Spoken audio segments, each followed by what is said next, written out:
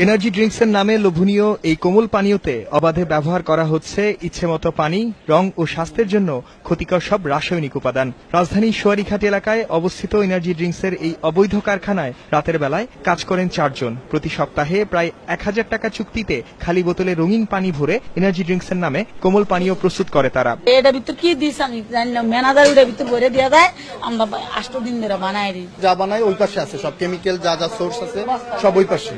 আমি এর নামও সব কিছু জানি না। এই যে এটা বিএসটি অনুমোদন বিহীন, কিন্তু এরা যে সিল লেভেল ব্যবহার করছে, এরা বিএসটির সিল লাগানো আর কি।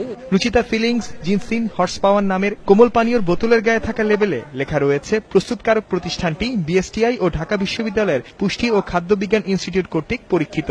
বাস্তবে এর কোনো সত্যতা মেলেনি। পুষ্টি ও খাদ্য বিজ্ঞান ইনস্টিটিউটের নাম এটা, যেটা এখানে ব্যবহার করা হয়েছে, সেটা আমরা এই ধরনের কোনো প্রোডাক্টের গায়ে আমাদের ঢাকা বিশ্ববিদ্যালয়ের এই ইনস্টিটিউটের নাম ব্যবহার করতে আমরা দিতে পারি না, আমরা অথরাইজ না। এটা আমাদের অনুমতি ছাড়া এখানে ব্যবহার করা হয়েছে। সাধারণ জনগণের কাছে অনুরোধ থাকবে যে পুষ্টি ও খাদ্য বিজ্ঞান ইনস্টিটিউটের কর্তৃক পরীক্ষিত লেখা থাকলেই ওনারা যেন একটু সতর্ক হয়ে যান। অভিযানের এক পর্যায়ে 3 জন নারী সহ 4 জনকে আটক করে এবং মালামাল জব্দ করে পুলিশ। সামিউল মুইদ, সময় সংবাদ, ঢাকা।